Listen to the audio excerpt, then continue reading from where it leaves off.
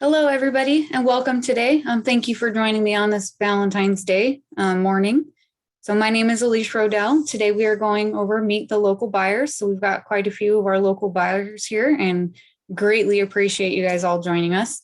So I'm the Government Contracting Assistant Specialist at Greater Spokane Incorporated. I'm also referred to as a PTAC counselor. Been doing this for about 3 years, been with GSI for about 5.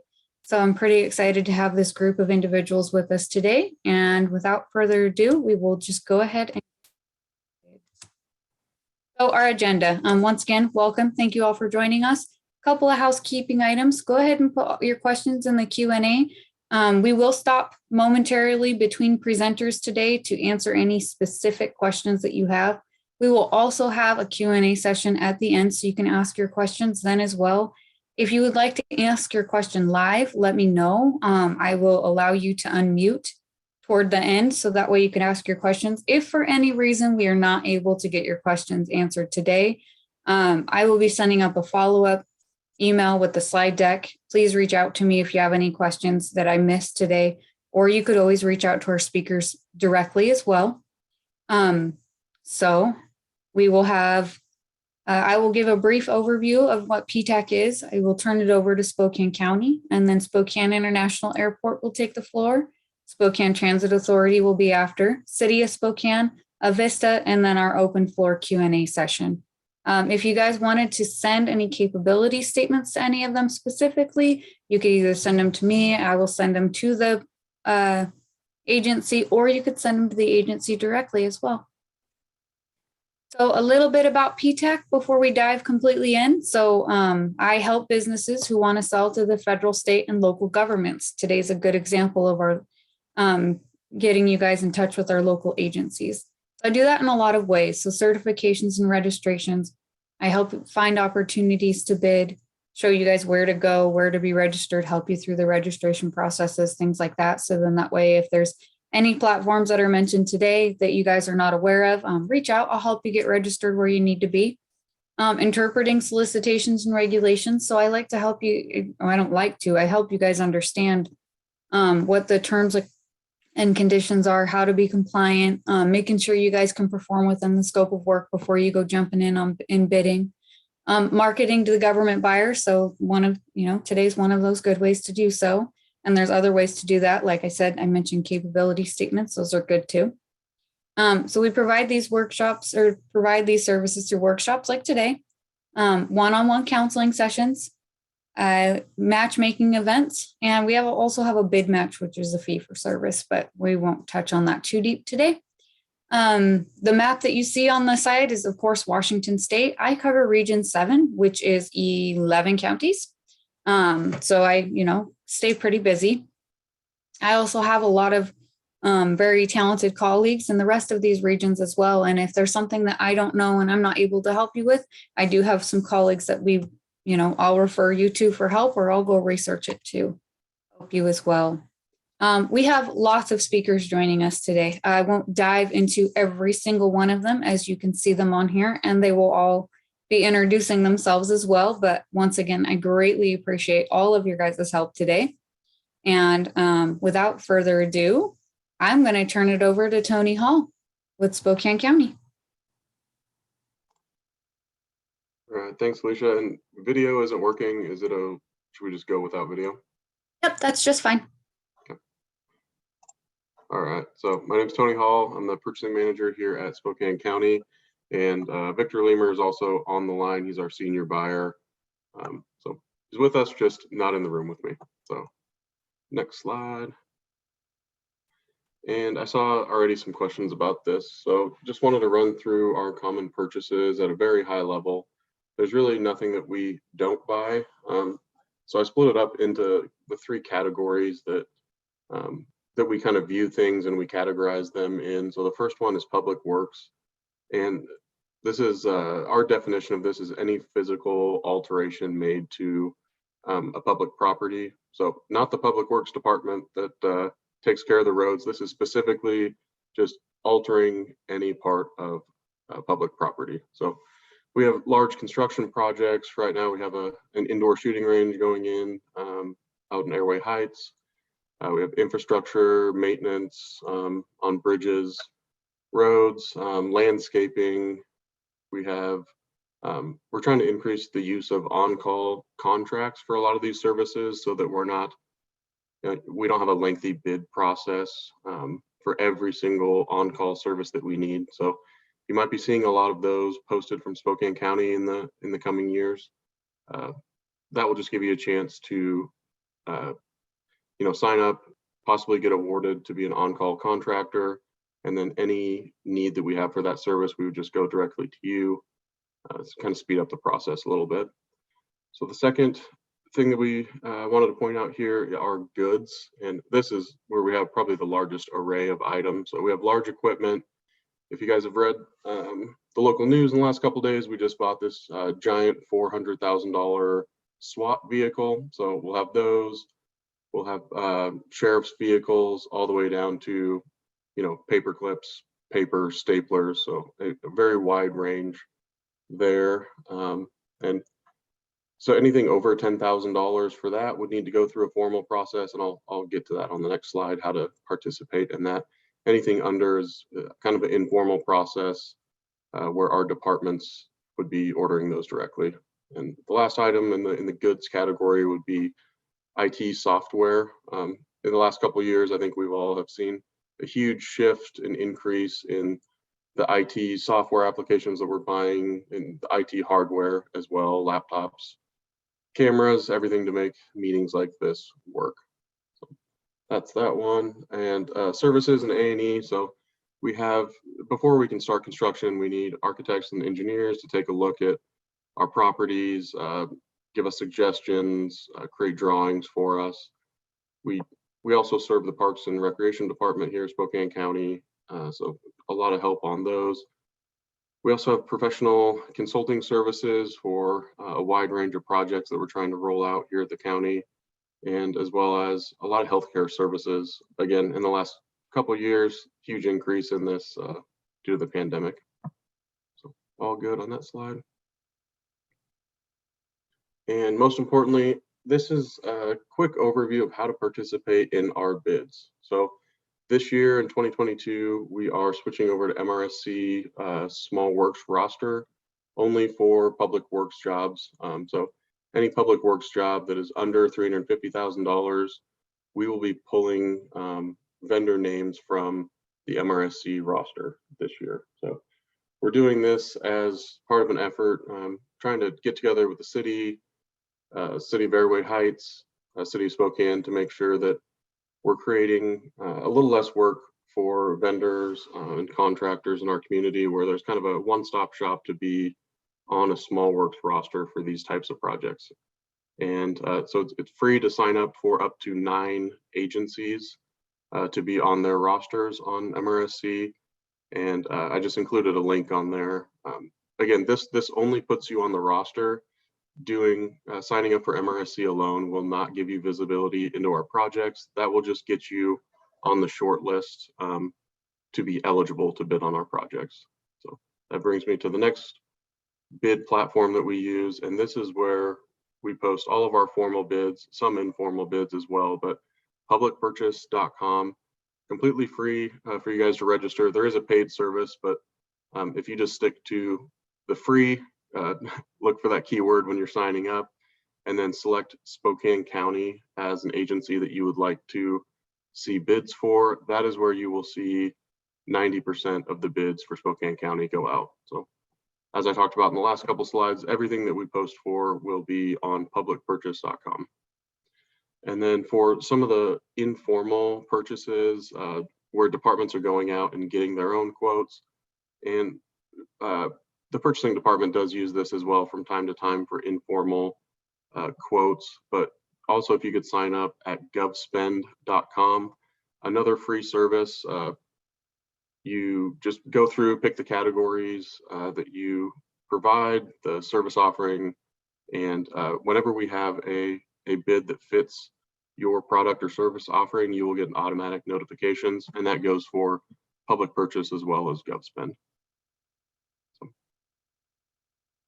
that is it for how to participate in our bids, and just included some general contact info here on the last page, our buyers group email, our website, which is going to be updated here in the next couple months, and then just a phone number if anybody needs to reach out.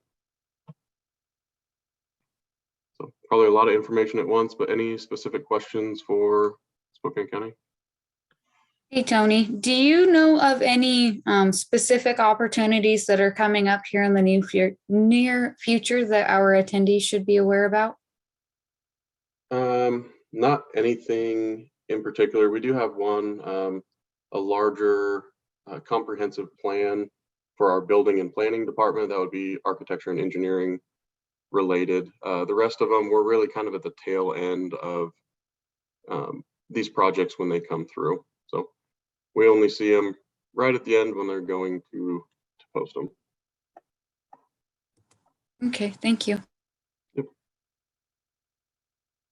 Just a shameless plug. If anybody is in the restaurant industry or food services, we are really struggling to find a vendor to take over a space in the county campus to serve coffee and food services. So if anybody's interested, that will be posted in the next couple months. There was a question that came through the chat. It says, will a list of the services they buy be available? So do you know of any, I mean, the restaurant, that's a really good one. Thank you for letting us know about that. But are there any other services that you guys buy or purchase frequently that our audience should know about? I mean, vehicles, safety supplies,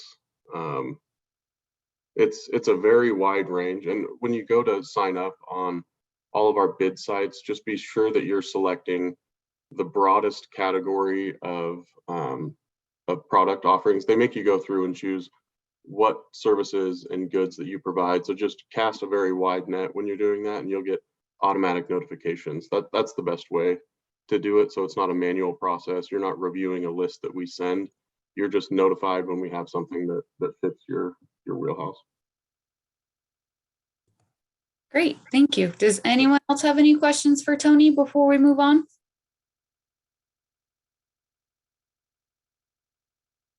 There's one. Do they buy training or facilitation or project management services? Yes to all three. Yes to all three. Okay. Tracy, did you still want to talk, or did that answer your question? Thanks. Okay. Must have answered your question.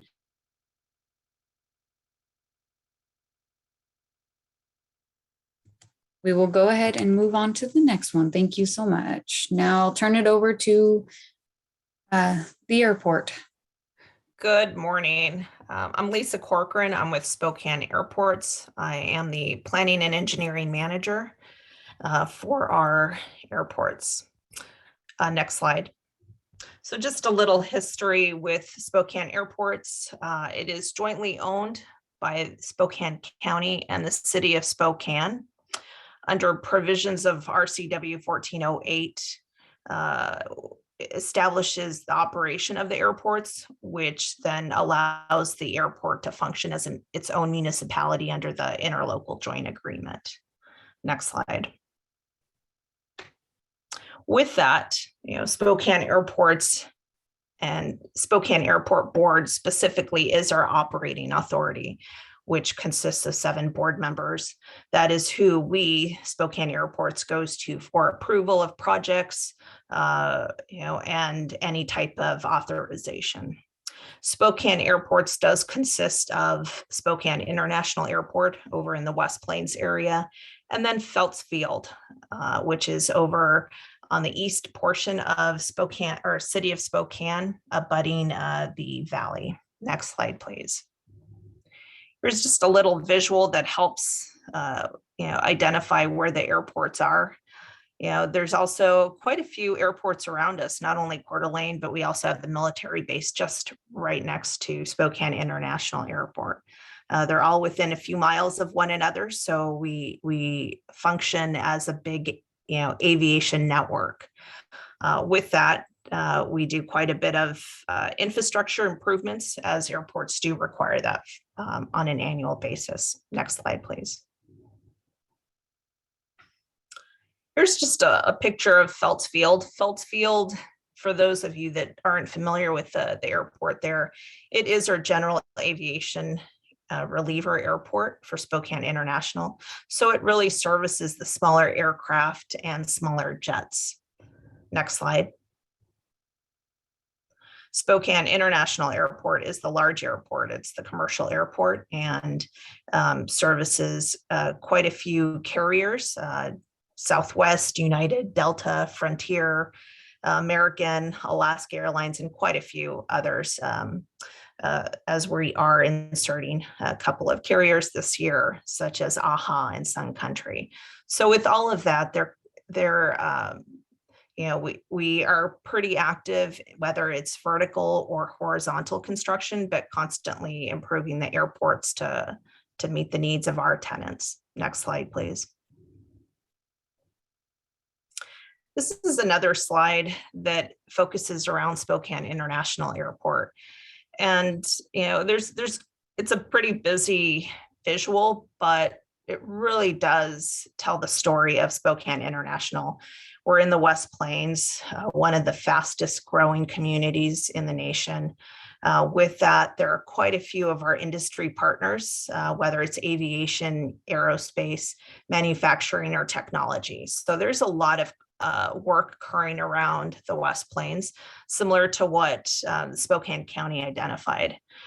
With this, if it's not Spokane International Airport, there are lots of other businesses that are procuring work, and construction is actively occurring. But this visual also shows, Spokane International, our business park, and then just to the far west is our new transload facility, which is a truck rail facility. Again, constantly growing, new phases are being implemented to construct that facility. Next slide. So for those of you interested in doing business with Spokane Airports, it's pretty straightforward to jump on our website, and the link is just located right on that slide. And then just click over business. Next slide. And within that tab, you're going to see a roll down menu just right below doing business. And you're going to click on bids and services. Next slide. Within the bids and services website, you can click next. All of this, there's essentially 4 types of procurement that we obtain. And one is call for bids. And that's where you see it advertised in the paper. It's a pretty large project, so we are looking for bids. And in that section, it typically is very specific in project. And you can see here, there is one that's out to bid right now. It's for the Felts Field Site Improvements Project. Next. Okay, next. The next one are goods and services, which we'll also talk about a little bit in detail as to how to sign up for that. Small works roster as well. And next.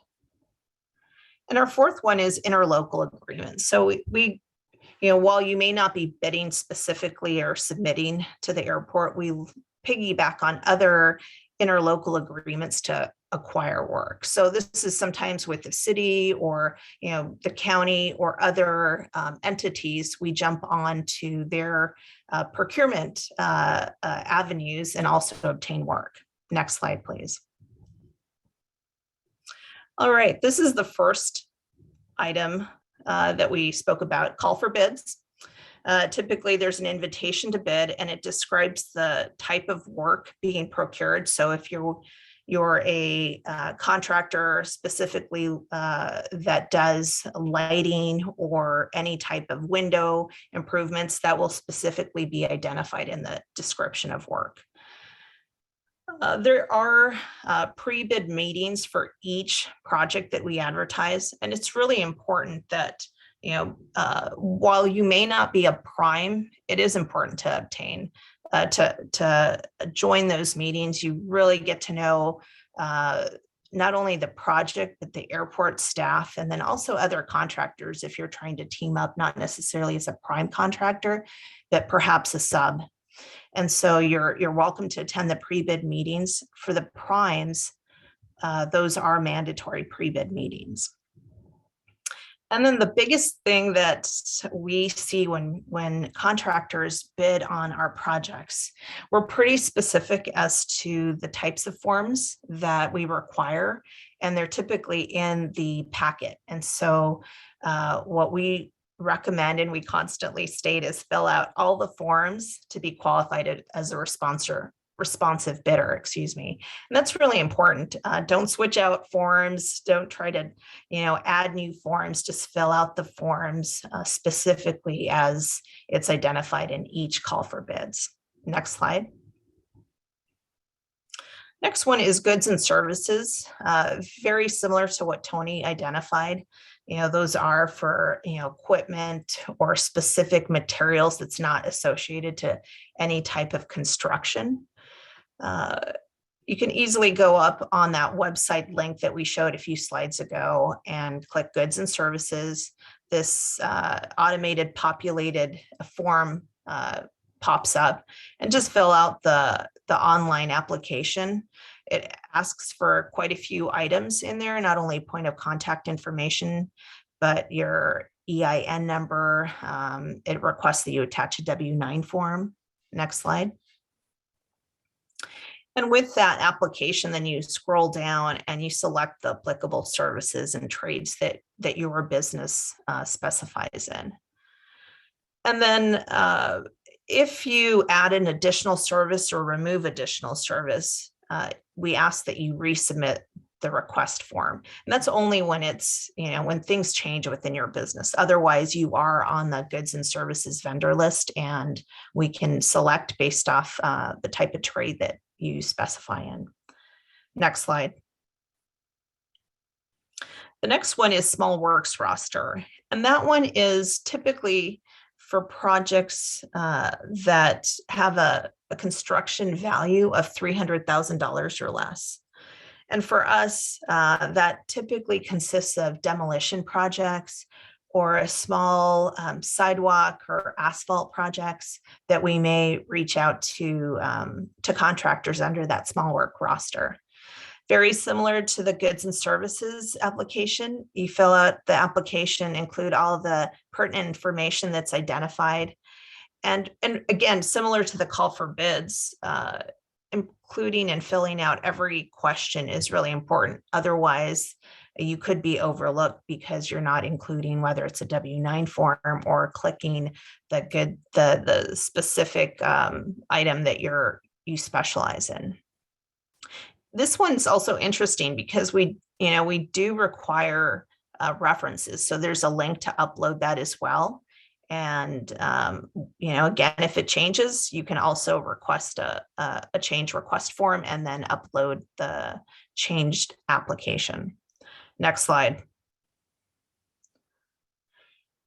And this is the fourth one that I spoke earlier about with interlocal agreements under certain RCW. It permits our municipality to leverage work and other resources with other public agencies, something that we've been doing more and more as we seek more materials or specific type of, whether it's furniture or equipment. This has been very helpful, especially with other cities outside of Washington.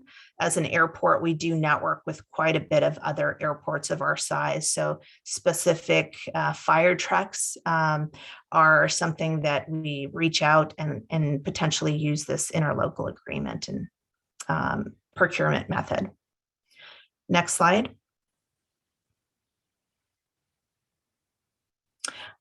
All right, this is one that does not change for the airport. And this is something that's pretty substantial because we are an airport and we have quite a bit of construction occurring on the airport next to pretty expensive, aircraft. Our bonds and insurance are pretty stringent. We request and require 100% of the project amount that you're bidding to be identified in your bid bond. And then depending on the type of work and the location on the airport, $1 million of insurance is required for anything outside the airport airfield fence, and then $5 million for each occurrence for insurance requirements when you're working inside the fence next to aircraft. We get a couple questions as to DBE and if that is required. We recommend it, but it's not required. It does help the project, especially if it's federally funded. And for our 3-year fiscal cycle, Spokane International has a 1.26 race neutral goal that we're trying to achieve. And then for Phelps Field, it's 1.35 race neutral that we're trying to achieve. So with that said, I will end the presentation and open it up to any questions or comments that you may have. Thank you.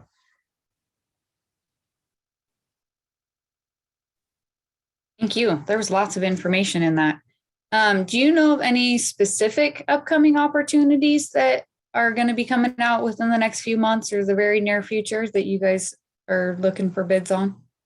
We do. This year we have a pretty robust capital improvement program. You're going to see a lot of vertical and horizontal projects go out to bid.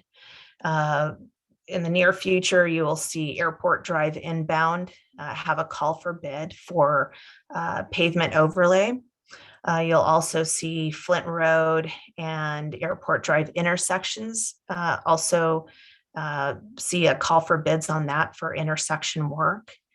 Along with that, you'll see some vertical call for bids for tenant improvement facilities. So that'll be interior and exterior work associated to those. And then some terminal vertical work that is part of the terminal renovation and expansion program. So quite a bit coming out. Most likely it will hit next month and the following month after that. Okay. Is there any other questions from our audience before we move on? There's one. Oh, where will this recording be made available? This recording will be on the Washington PTAC YouTube channel, and I will also send the link out to all of the attendees after it's uploaded and finalized. Okay. I'm not seeing any more. Since I know you do have to leave a little bit early today, Lisa, I will make sure that any questions that trickle in after the fact you will get. And once again, folks, if you guys have questions later on and she is not available to answer, you can email her directly or let me know, and I will help you with that as well. Now, as for our next speaker, we will have Spokane Transit Authority. We'll have Miss Kimberly Smallwood join us. Thanks, Aleesha. I really appreciate it.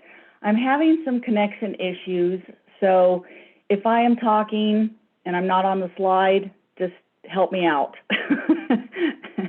I've got the wheel. I'm wheeling right now, trying to reconnect. So so I'm just going to talk, and you show the slides as you see appropriate. Spokane Transit is a municipal corporation that was formed in 1981. We have fixed route bus service on 43 different routes within 248 square miles in Spokane County. We operate 167 buses, 28 of which are hybrid, which is a diesel electric vehicle. And we also have several electric buses. You've probably seen those out and about.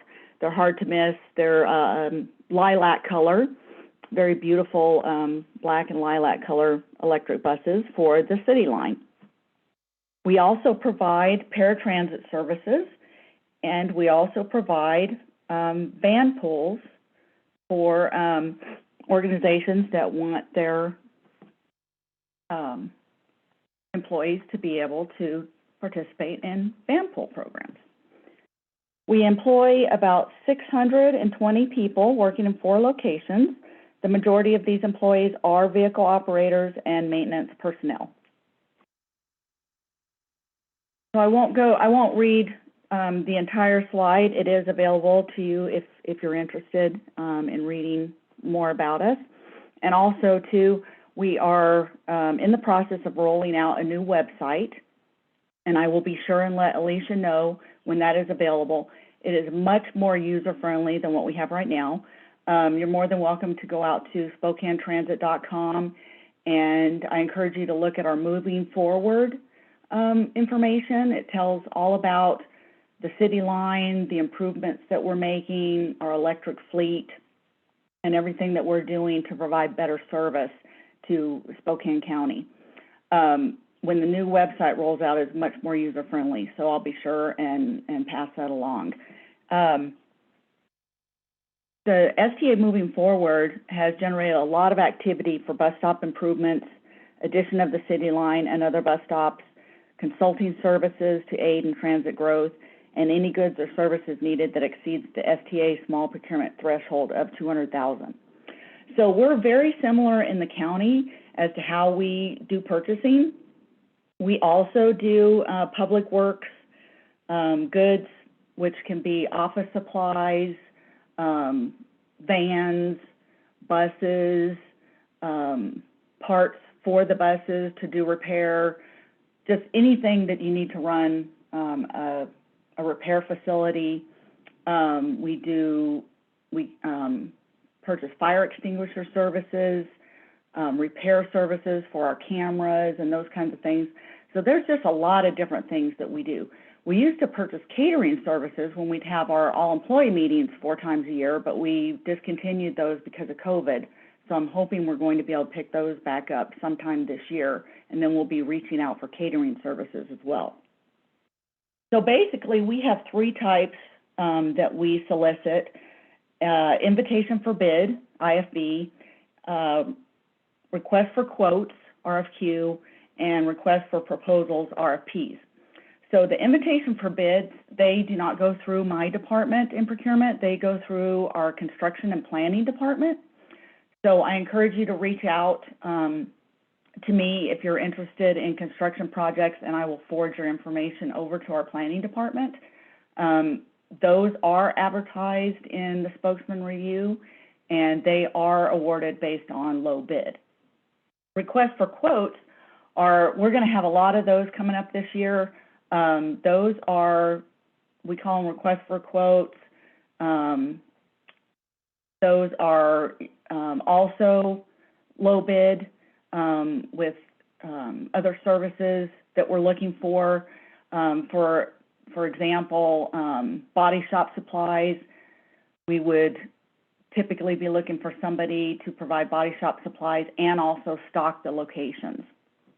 So that'd be an example of a request for quote. Request, and that's written out as RFQ with a little u. And then RFQ, request for qualifications, we're going to have a lot of those coming up this year as well. Those are for A&E services, for planning services. A lot of the high-level services that our planning department, they just do not have time to do. So as we're implementing new bus stops and new routes, we will be hiring qualified people to help us do those services. Those requests for qualifications do not include any pricing. We award to the most qualified person and then negotiate the price after the award. Requests for proposals are based on the best value to STA.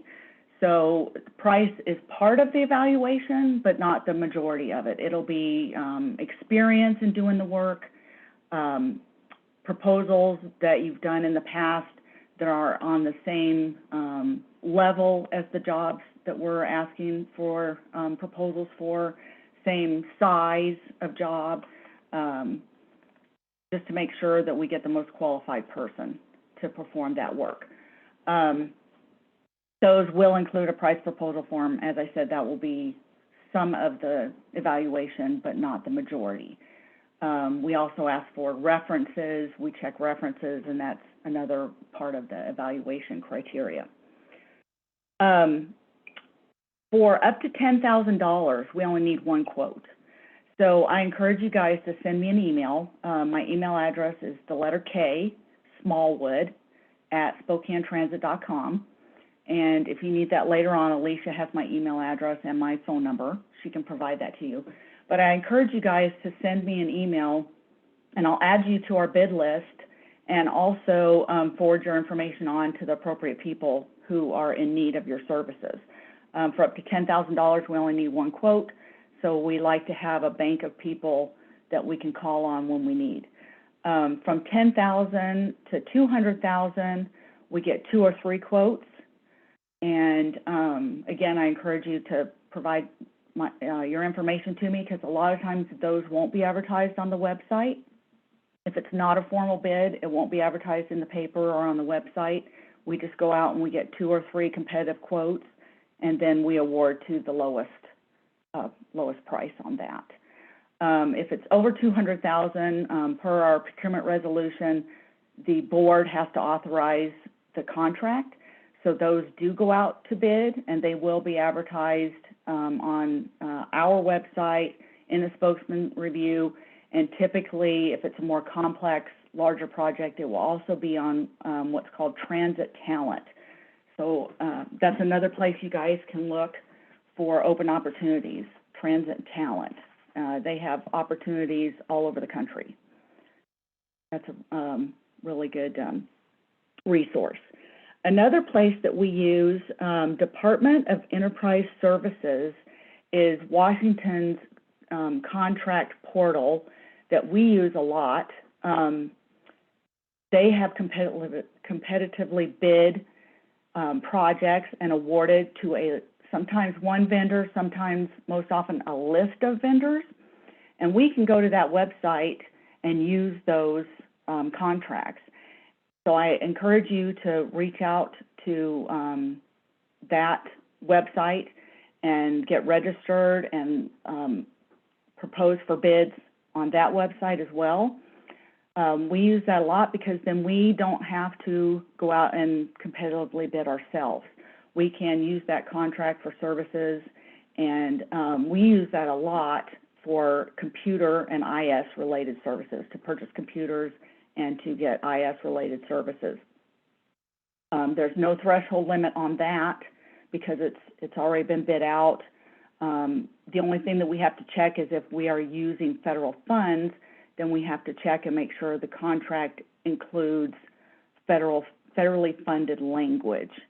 Other than that, that's the only stipulation. We can use it, and it's very handy so that we don't have to go out to bid. So I talked about the website. Also on the STA website, if you click on About STA and then Vendor Services, you can register by clicking on the link for Vendor Self-Service page. This will allow you to view your purchase orders and your invoices, but currently the solicitations will still have to be viewed via the Bidding Opportunities page. So the Bidding Opportunities page has just a quick excerpt about what we're doing, what we're looking for, the person's contact name and phone number and email address for the bid information. When we get our new website, we will actually be able to attach the RP, RFQ, IFB to that website. We currently don't have that capability, but with our new website, we will be able to attach any important documentation, so it'll all be right there. And then award information, if you contact me with a public records request, I can provide award information to you on any of those requests that are on our website. I think I saw a question pop up, Aleesha. Did it say what was the name of the website that we use? No, it was your email address, so I was getting ready to put that in the chat box. Okay, it just flashed by really fast, so I wasn't sure. If Yeah, it was pretty the quick. website or what is the, you mentioned the Transit Talent, so is that just the www.transittalent.com, or what is the website for that? You know, that's a really good question. I think it's just transittalent.com, but if you Okay. Google it, they'll come up, and it also has job opportunities out there. You know, it's just a wealth of information. Okay, I will look it up once we are done today. And we did. You know, I have my thing set up, so That's okay. I just click on my favorite. So I always have to go back and look if somebody needs that. And then So was the site named prior to Department of Enterprise Services? Oh, we addressed that. That's the Jan, that's the transit talent.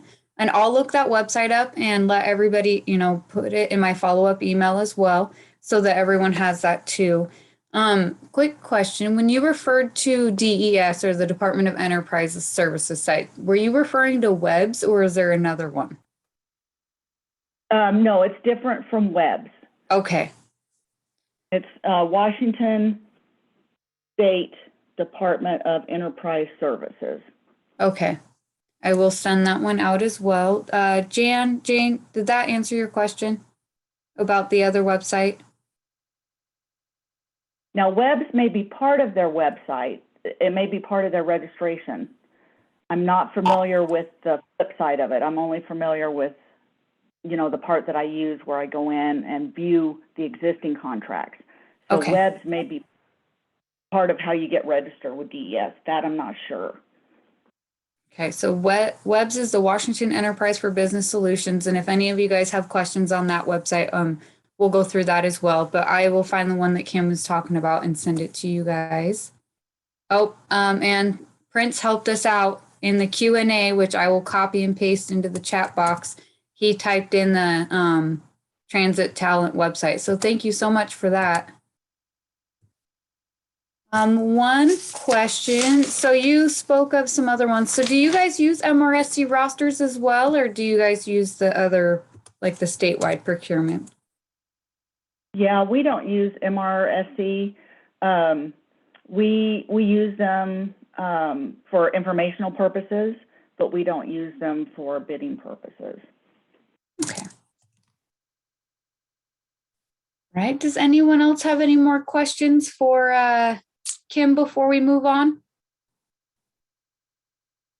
So I just wanted to say one more thing. The very last paragraph on my slide, items to be aware of. So just to let you know, proposers for STA, they must be registered with DOR, Department of Revenue, L&I, and Secretary of State. And then before contract award, you must be licensed to do business in Spokane. So if we're awarding a contract in Airway Heights, you'd have to have a business license in Airway Heights. If it's Spokane County, then it'd be the county. If it's Spokane Valley, the city, you have to have a business license in that location where you will be doing the work. Okay, great. Thank you. And that was it. One more question come through about your email address from Prince. Prince, I did put her email address in the chat, and it will be in the slide deck that you receive at the end of the presentation.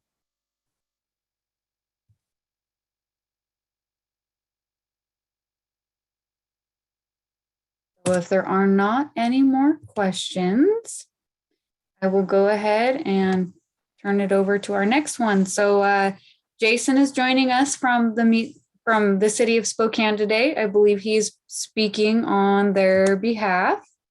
So there we go. Jason, I will go ahead and turn it over to you. Okay. And I think Thea's here also, but I don't see her up on the panel. Yes, I'm here. Can you hear me? Oh, she's under my other name, Jason.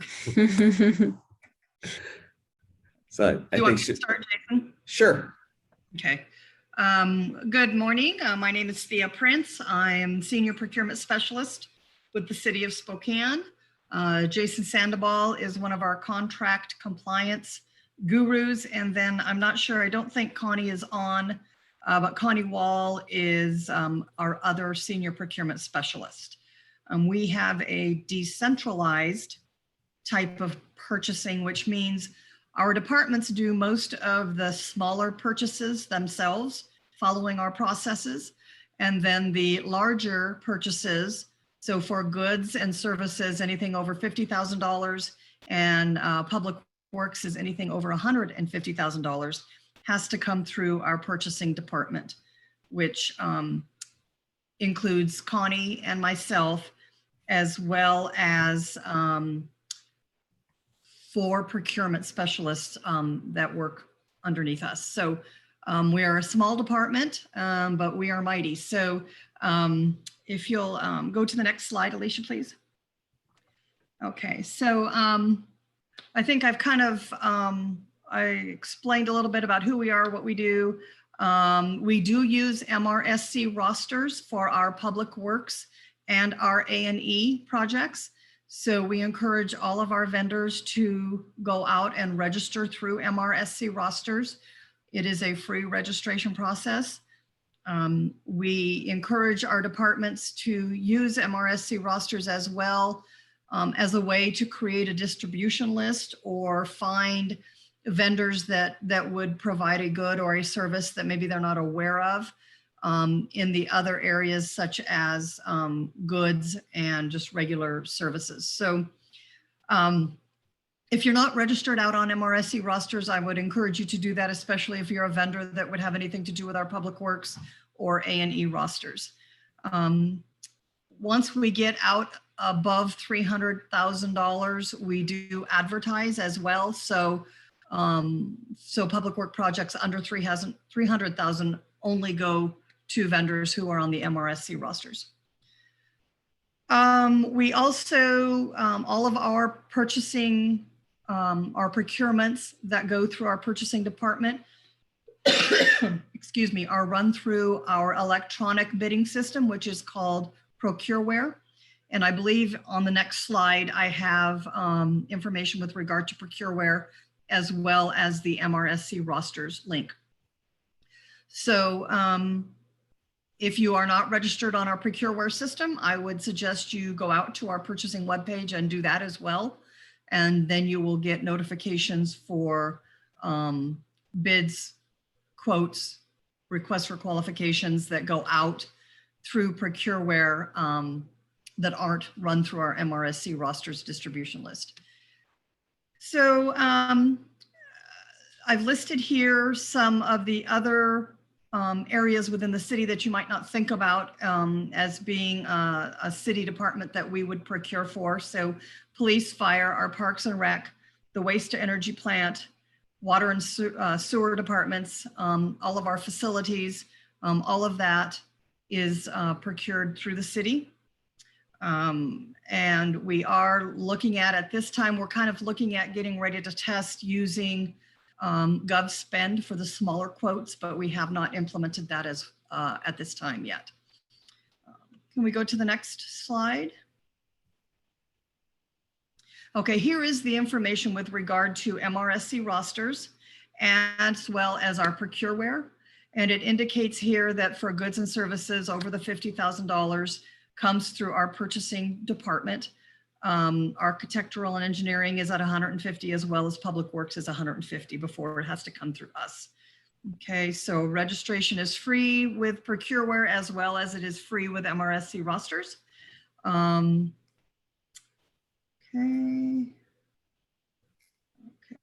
Okay, so I think that's all the information there. I'm going to go ahead and let Jason take it over from here with regard to our OMWBE and public works and that type of stuff. So, Jason. Okay. So our other opportunities with engineering and public works are the larger projects that we do at the city, valued at over $350,000.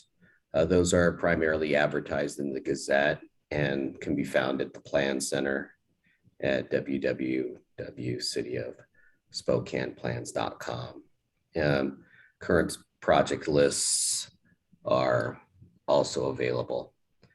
We also do advertise not only some of our small works registration and some of the larger public works jobs on the OMWBE website. So we publish some opportunities notices, RFPs, and RFQs are sent there by the city of Spokane and to help in our outreach to minority and women-owned businesses. And next slide. So primarily doing business with the city of Spokane is similar to the other entities that we dealt with that preceded us. So city business license, UBI, for public works, the above, and also contractor specialty license in addition to the exemption or completion of the L&I training requirement. Our City of Spokane website does have a lot of good information on talking about doing business with the City of Spokane. So a lot of what we covered today and some of the things we covered today in a little bit more detail. So information and links can be found on the city's purchasing webpage, and additional information doing business with the City of Spokane can be found on our business and development webpage. So the webpage, we revamped our webpage probably in the past few years to try to include a lot of the information that if people are looking for, that it's available to them. So, okay. And then next page.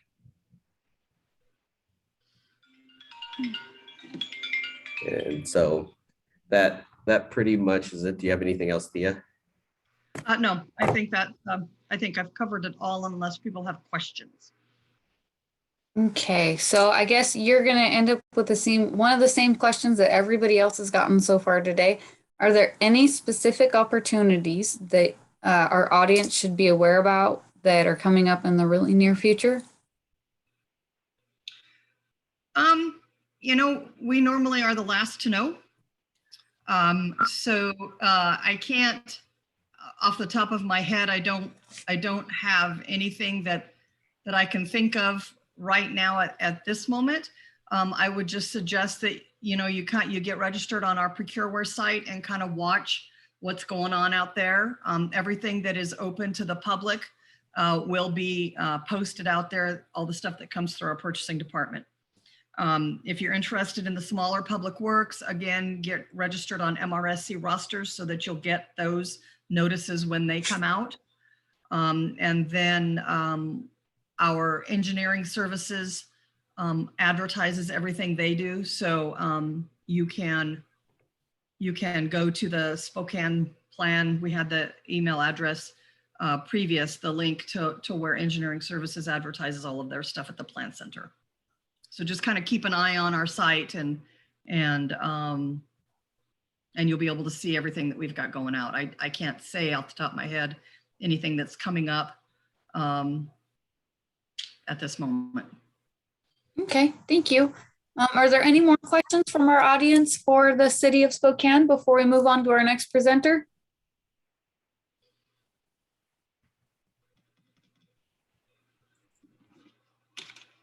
No, not yet. Okay, well, we'll open the floor again for Q&A at the end. So if you guys have any general questions for our presenters today, we can go through those as well. So our next presenter is going to be Mark Lyman from Avista. Mark, go ahead and take it away. Yeah, well, first, thank you for inviting me to this session. I definitely appreciate that. So I'm Mark Lyman. I'm a corporate category manager with Avista. I've been with the company roughly for about 11 years.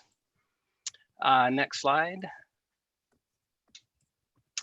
So some fun facts about Avista. We are located, the corporate offices are located in Spokane, Washington. The coverage area extends throughout 3 states. For Washington and Idaho, we have electric and gas operations, and in Oregon, we have gas only. The population of our service area is about 1.7 million people. We have over about 2,800 miles of transmission lines, and we're approaching 20,000 miles of distribution lines. We have about 8,000 miles of gas distribution, and we have 8 hydro facilities that are located on the Spokane and the Clark Fork River. We have 6 thermal facilities throughout the region, and we employ just right around 1,800 employees. Next slide. So I wanted to give you kind of a representative sample of some of the types of services and material that we purchase. On the construction and services side, we have stuff like excavation is needed, construction type services. which can be facilities. It can be construction on our say our hydro facilities. We need traffic control. We hire consulting services such as for electrical, mechanical, civil, geothermal, to name a few. Staff augmentation, line and gas construction, HVAC, security, janitorial. So there's a lot of different things that we require from a services perspective. On the material side of things, we have stuff like office supplies, hardware for line construction, safety items, computer hardware and software, medical supplies, pipe, conduit, conductor.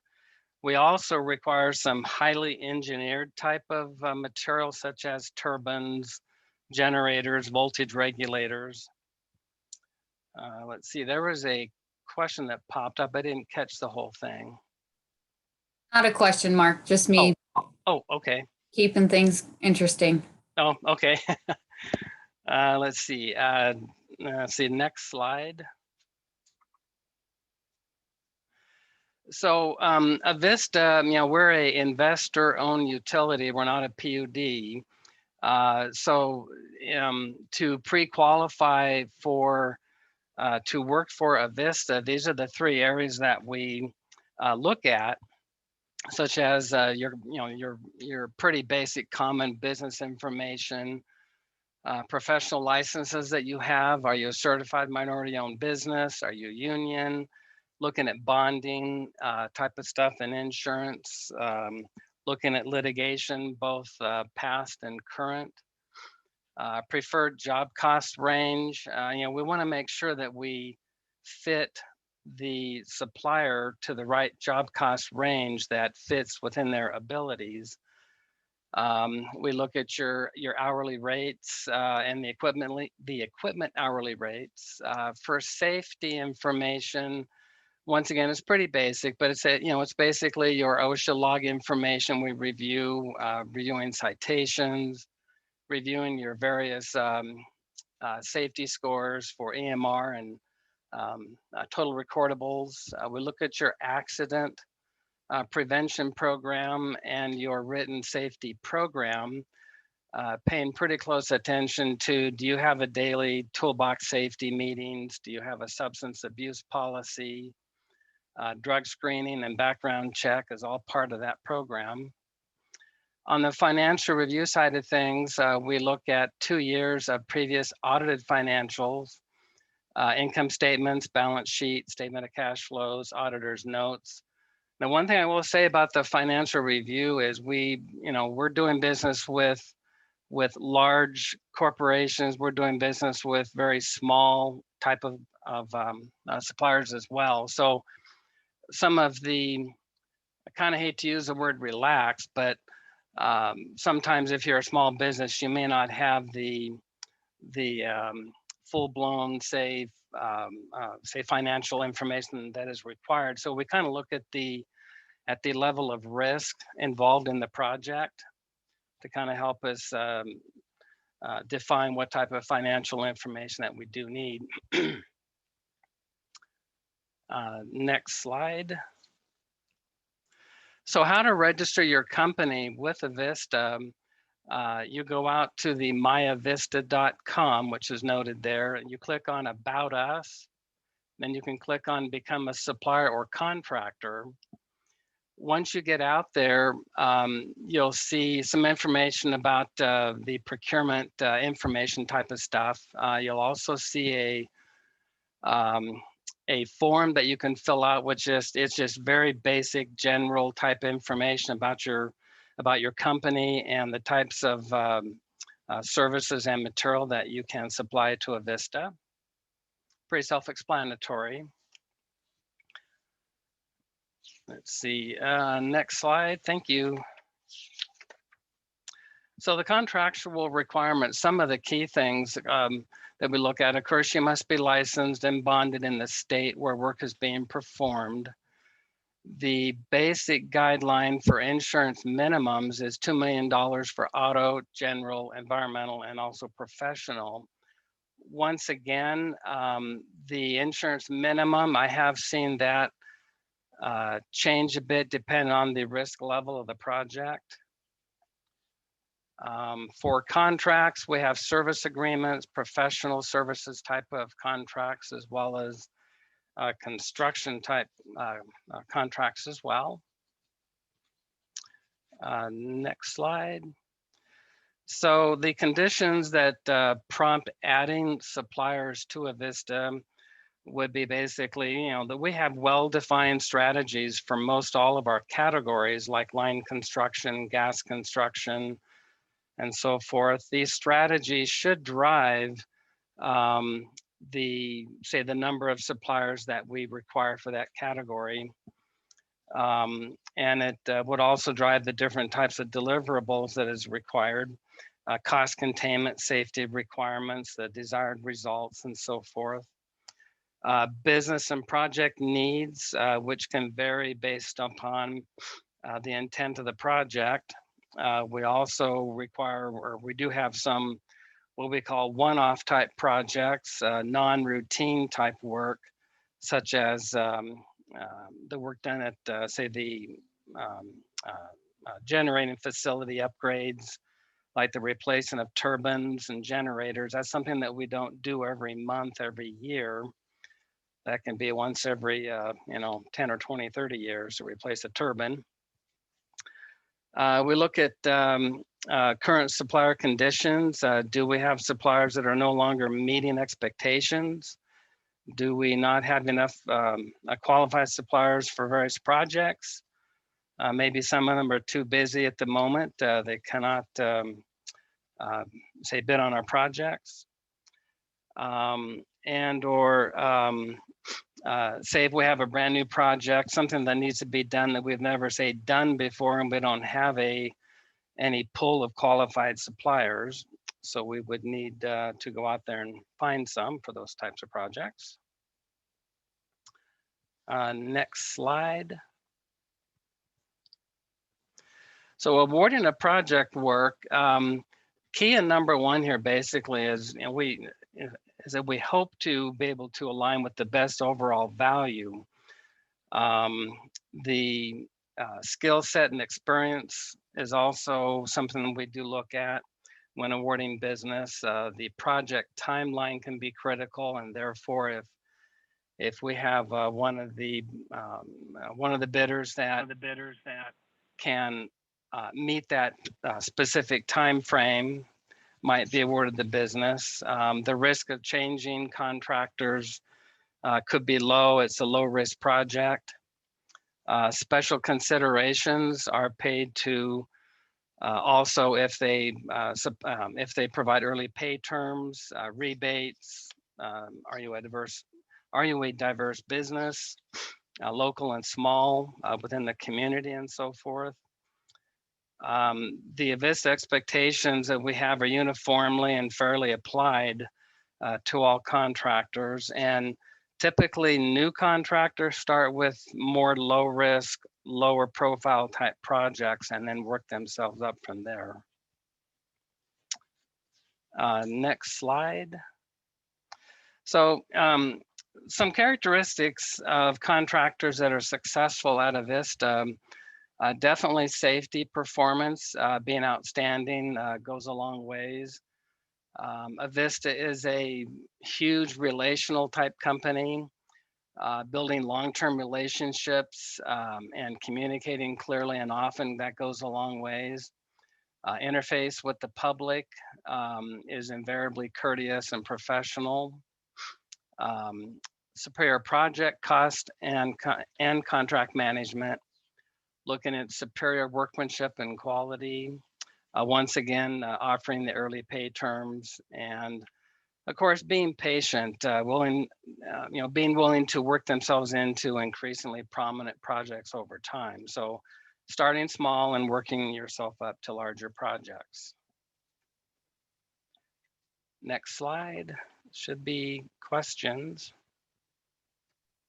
All right, so we did have a question come through on the Q&A line while you were speaking. It says, is there a need for gas line right-of-way clearing with a masticator mulcher for Avista?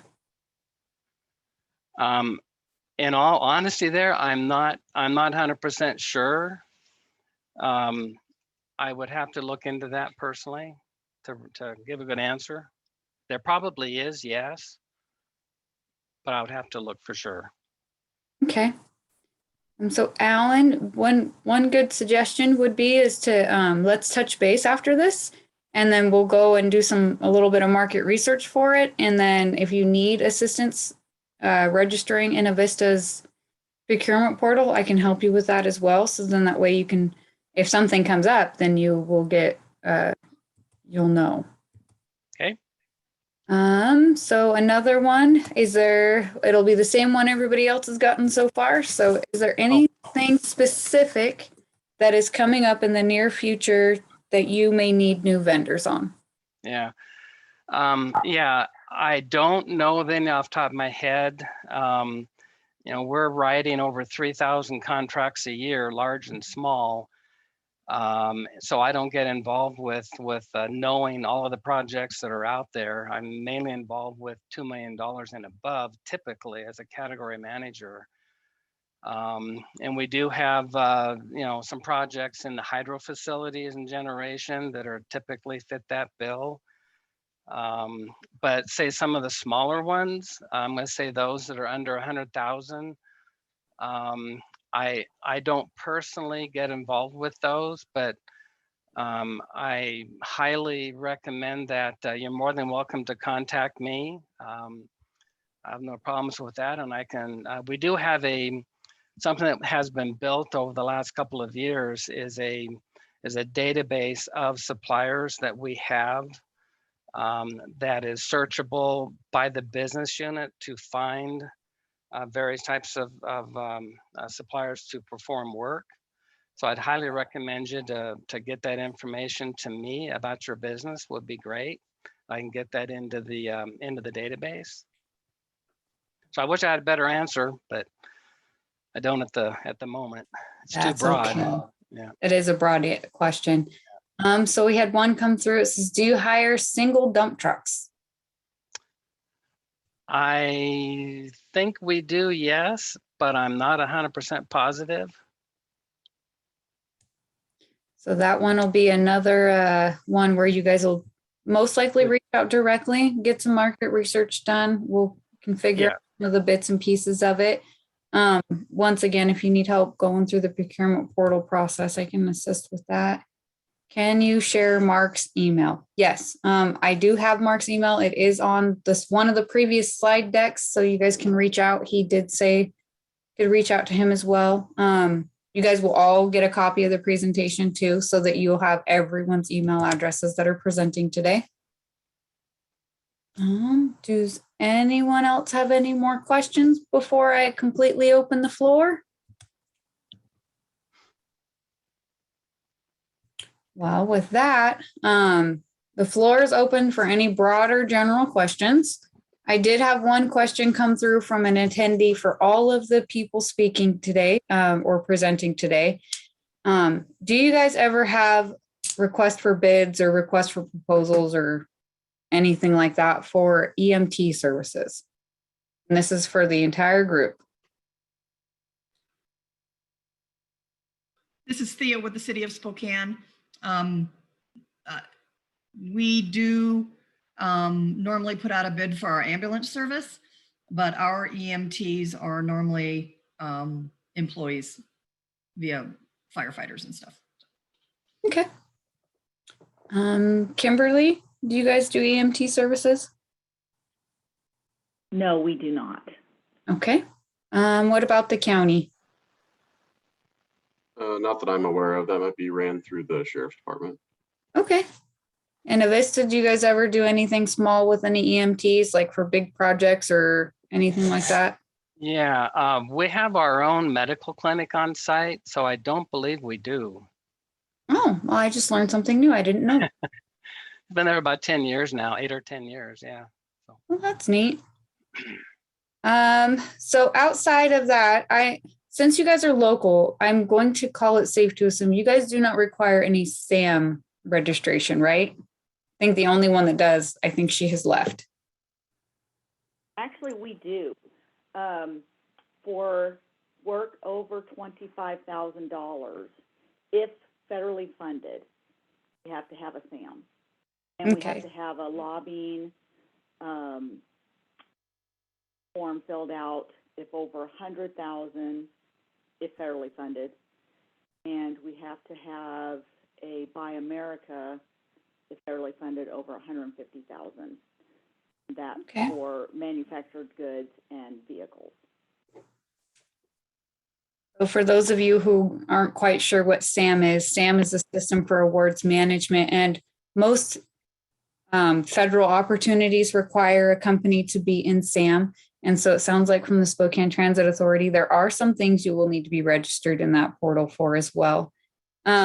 Just so our whole audience is aware, I can help you guys with any registrations to any of the portals that have been mentioned today, or to help you guys prepare for and be ready to do business with our group of vendors today too. So if that's certifications were mentioned a couple of times by a couple of different people. So if you're curious about that, please let me know. We did have another question come in. So, question for GSI. Will you be doing an in-person Meet the Buyers event vendor fair later this year? The goal is yes. So in the fall, I usually do what is referred to as a Meet the Bigs event. I usually do them out at the casino, typically in October. We are working towards an in-person Meet the Buyers or Meet the Bigs event this fall. So as soon as I have more information or I get the green light to go ahead and do it, everybody in my database will know. You will all receive attendee invitations. All of those that you see here will be invited to be exhibitors as well. If we're able to, if I can just get the green light. It looked like the Ag Expo did pretty well, so I don't think that will be much of a challenge.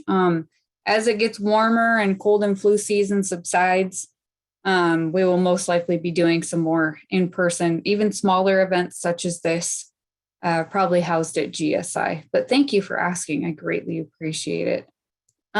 So another question that I had come in is, what are your agency's pet peeves, or that might not be the right term for it, but that was a question that came in. So if there's anything specific that they need to know that's extremely important, like for example, communication, that our audience needs to know today, could you guys please let us know? And we will go ahead and start with Tony. Yeah, so just the question I get a lot is, and I'm sure my peers do as well, we get a lot of emails that say a company has a certain product or service offering, and quite honestly, we can't really do much with that information. The best route is to sign up for our bid platforms and participate when you see an opportunity come across. We can't really do much with cold calls or emails out of nowhere. It's much preferred to go through there. And then if you do have questions walking through that process, that bid platform, we're happy to assist there.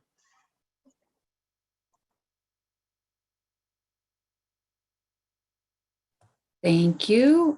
Jason, do you have anything to add to that? Or Thea? Yeah, I'll just ditto Tony, exactly. Make sure you're registered on our platforms. The other thing that we see is vendors will respond to our bids or our quotes and then fight with regard to getting our Spokane business license, which is a requirement. So maybe go out and make sure that you have a Spokane business license. I don't think they're extremely expensive, but that is going to be a step that will need to be taken before we can award anything to you that you've bid on. So that's, I think, one of our things is our vendors, acting like, well, they didn't know that was going to be a requirement and now they don't want to do that. So Jason, anything from you?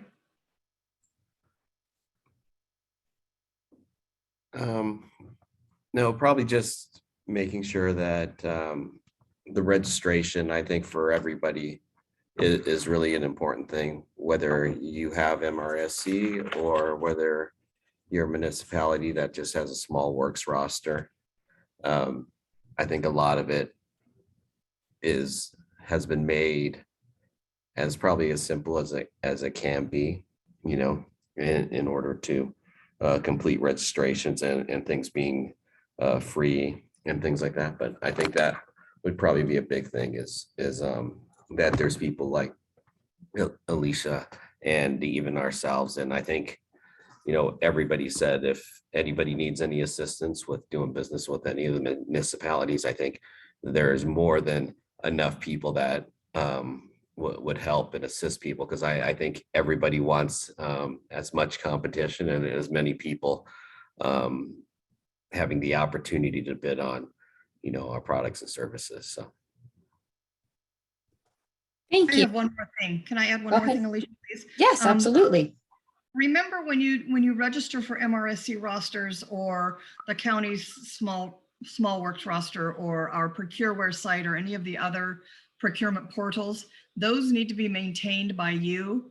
So make sure that you keep those registrations current, so that, you know, you're not missing out on stuff that is being sent to that email address or addresses. We see a lot where people don't, you know, somebody has registered them in MRSC rosters, but nobody knows who registered them. Nobody knows what the login or the password is. And so it's very important that somebody have that information and be responsible for keeping those up to date. Yeah, good point. Thank you for adding that. Mark, do you have anything to add to that? I know probably, I guess, when you go out to Avista to say register your business, just be patient with us and give us a couple of weeks or so to respond. That's really what it boils down to, really. So be patient. And Kim? So I would just say if you do choose to respond to an RFP, RFQ, or IFB, please read the entire document. I know sometimes it's a big drag. Our RFPs, I think we've got it down to 20 pages now, so we're really trying hard to just hit the high points and not have you guys slog through a lot of legalese. But I continually have people respond without reading the document, and they are disqualified because they haven't filled out a form, they haven't submitted a requirement, they forgot to sign a form. I finally had to start putting in the RFP a page limit. We did a A&E services RFP without a page limit, and I got a 1,000-page response, and I lost my mind. I responded back to the person, and I said, do you really expect me to read this? This is ridiculous. So I started having put page limits in there. So now it's between 10 and 50 pages, depending on how complex and how much information we want, you know, examples and those kinds of things, examples of work and those kinds of things. But please don't include a bunch of marketing fluff that has nothing to do with the project. You won't get disqualified, but you will get counted down just for annoyance factor. So please, you know, just read the RFP, respond to specifically what we need for our project and what we're asking for, and then note what the page limit is and adhere to that so that you get the greatest number of points during our evaluation process. Oh, thank you all for that. So it sounds like the common theme here is know your agencies, do your homework, be compliant, and understand what they're asking. And I will reiterate Kim's, you know, read and reread that solicitation, because if you are required to have a license with the city of Spokane, then you need to have a license with the city of Spokane. You can't get upset or angry about that when it is there, right there in the requirements. Understanding your audience. So once again, leave your fluff out. I mean, it's good in the commercial world to be able to, you know, tell them all all the things about you, but in the agency's realm, they more or less, they just want to know that you can provide solutions to their problems and that you guys are qualified to do the work. So do we have any more questions from our audience, or is there anyone that would like to unmute themselves to ask their questions? You guys are getting a little bit quiet out there.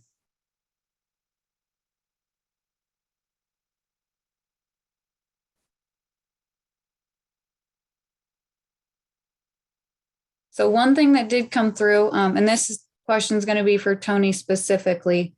You had mentioned the restaurant piece, that you guys need more vendors for the restaurant pieces. Are they going to be, for the people that are interested in that, do they need to contact you directly or just go ahead and get registered on one of the platforms?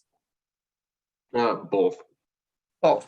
On Okay. that one. So history on that one, we posted it and we got 0 people that wanted to participate. So we're waiting until we see some interest, and then we will post it on public purchase again. Okay. If you want to send that to me, Tony, I can help spread that throughout my clients and stuff, and people who are already getting their stuff ready to go. And then I can help pique some interest for you. Okay. And that goes for any of you. If you guys ever have any issues like that, or any opportunities that are coming up that you're just not really getting any bites for, and need some assistance getting bids on that, please feel free to forward them to me. I will help you guys in any way, shape, or possible find someone who is qualified to do the work. So then that way we can help with that. So let me check our Q&A again. I'm not seeing any questions come through. So let's see how many. All right. So, well, if nobody else has any questions, which usually this kind of prompts some questions, I will be more than happy to give you guys the rest of your day back. Once again, oh, see, told you. I'm here. Oh, hi, Anthony. It's nice to see you. Oh, and that I guess is going to prompt another question. Do you guys ever have a need for transport drivers? So in that case, just somebody going to an appointment or a meeting or something like that, not necessarily a big group of people, just one person that needs transports? Or do you guys offer contracts or purchase orders or anything for something like that? And anyone, feel free to answer. So with ours, we have quite a few. I'm not sure it fits that exact mold, but we serve the medical examiner's building. So we have transport, not for live people, I guess. So it's a different type of transport there. And then we are starting to work on some, we're starting to see some requests come through for people that are just getting released from our detention centers. A lot of transport related need there. So those are the two that I can imagine. Thank you, Tony. I think Mark was going to. Yeah. We have our own drivers typically. I mean, we have our main, our main warehouses here in Spokane, but we do, once or twice a week, we have to drive material to the other facilities around, but we have a driver that does that. Okay. I'm not aware that we have that need. This is Thea with the city. We may be having a need. We may have a need with regard to transporting people to a warming or cooling shelter that may be out in the outskirts off of a bus line. So that may be coming up in the future. We may be looking for some sort of solution for that issue. Okay, that's good to know. Thank you. Thank you. All right. So does anyone else in our audience have any questions for our group today? I mean, if you want to ask specific questions, once again, you're more than welcome to reach out to whichever agency directly. I, once again, will be sending the slide deck out. But if no one else has any questions, I'm going to take a moment to thank our panel. Thank you all so much for joining me today. I love it when you guys can come join me. And I always learn something new about every one of you every time we do this. So hopefully we'll be able to do this again soon. Maybe next time in person. We did get a lot of questions about that today, if at all possible, with all the, cold and flu season and the weather changing. That should be hopefully possible. And I'm going to take a moment to thank our audience as well. Thank you all for joining us today. Super excited to have you here. If you guys have any suggestions, questions, comments, concerns, please feel free to reach out. If you want to see more events like this, let me know. I can arrange those as well. Or if there's specific agencies that you haven't got to meet yet that you would like to meet, please let me know that too. So I am going to thank you all for joining us today.